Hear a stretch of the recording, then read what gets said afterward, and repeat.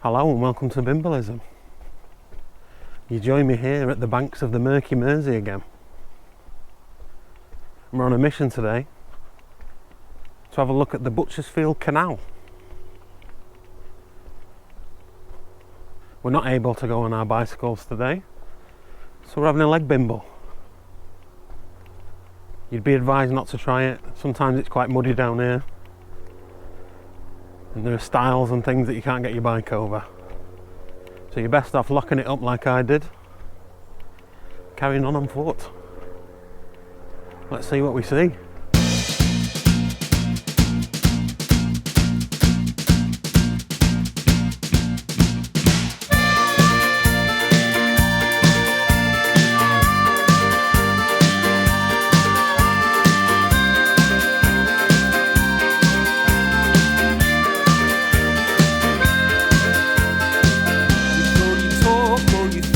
On your mind, are you listening?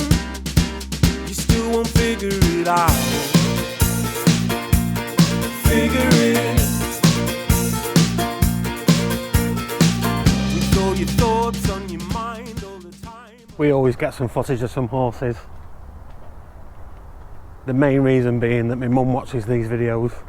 She likes horses. We also like getting some footage of some flowers. Purple and pink seem to be the colour this year.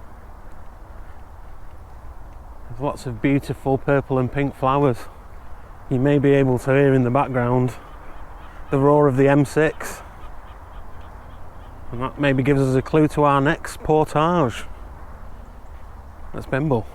With all your thoughts on your mind all the time, oh it's deafening. You still won't figure it out. Figure it. With a simple frame of mind and a little time, you can protest all you like. We both know, with goodwill on your side and a little time, you can have just what you like. Both know easy, just try. I'm stood here underneath one of the arches of Thelwall Viaduct, which carries the M6 motorway over the River Mersey, just behind me, and over the Manchester Ship Canal. And it links the M56 to the M62. And if we're talking about Mersey cuts, the M62 is the Mersey cut to end all Mersey cuts. It sort of does away with the Manchester Ship Canal and the River Mersey and the Bridgewater Canal and the railways that replace the canals. There's folklore around here that teenagers used to walk across Thelwall Viaduct on the girders up there, and they called it the Walk of Faith. It's funny that I never knew anyone that did that, and I'm from the area. So I don't know, maybe it's not so true. But the bridge I'm most excited about round here is just over there. I think we should have a look at that one. This is a Bailey Bridge, and it was developed by Donald Bailey, and he was a civil servant for the War Office during the Second World War. And he came up with this idea. It's a temporary, portable truss bridge that can be erected anywhere. Bridges like this would have replaced bridges that were blown up during the war, and they needed to get tanks and troops over big rivers. And for some reason, they have one here next to the Thelwall Viaduct, which connects the motorway to a landfill. No, easy, just try. Better off this time. Have it your own way. Life, things could be easy, just try. I know you heard every word, every line, but you're missing it. Why won't you figure it out? Figure it. From a very permanent bridge, the Thelwall Viaduct, to a temporary bridge that has become permanent, to a bridge that's no longer here. Before the building of the Manchester Ship Canal, there was a lane that went all the way from over there in between Woolston and Rixton, all the way to over there in Lymm, near Statham Lodge. If you've watched my Lymm to Dunham Massey video, you may well have seen me race past a white hotel, and that's Statham Lodge. But when they built the Manchester Ship Canal, they didn't want to build a high level bridge just for people to walk over. So instead they provided a ferry service, and they built two smaller bridges going over the River Mersey, or what was the River Mersey back then. Obviously when they built the Woolston Siphon, they chopped off a great chunk of the River Mersey, and those two bridges now just get you over to a nature reserve. So Statham Lane was no longer needed. It wasn't a thoroughfare that people needed to go down, and they got rid of the bridge. It was probably a really nice country lane, but not so nice now it's a landfill.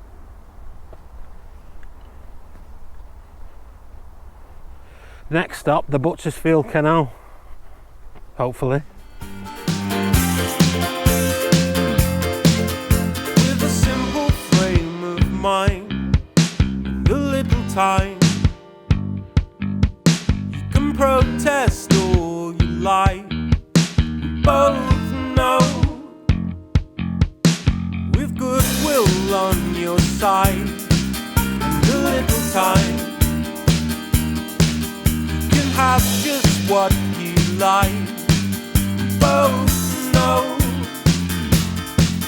it's easy if you just try. Better off this time. Have it your own way you like. It's easy if you just try. It's easy if you just try. Better off this time. Have it your own way you like. It's easy, just try.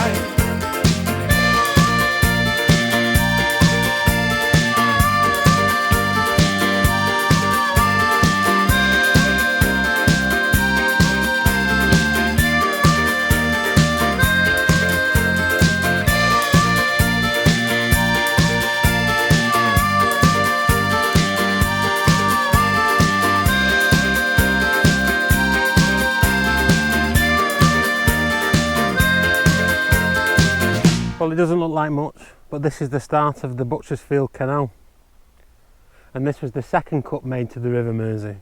The first cut was made in 1760, and basically all they did was put a lock gate in a bight in the river. A bight is a big long looping section that looks like someone's taken a bite out of it.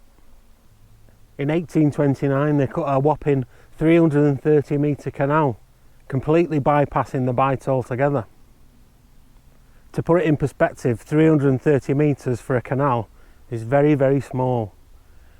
The large lock at Latchford Locks on the Manchester Ship Canal is 180 metres, and the large lock on the Panama Canal over the Atlantic there is 320 metres. That's just a lock, that's not a canal, that's just a lock to get you into the canal.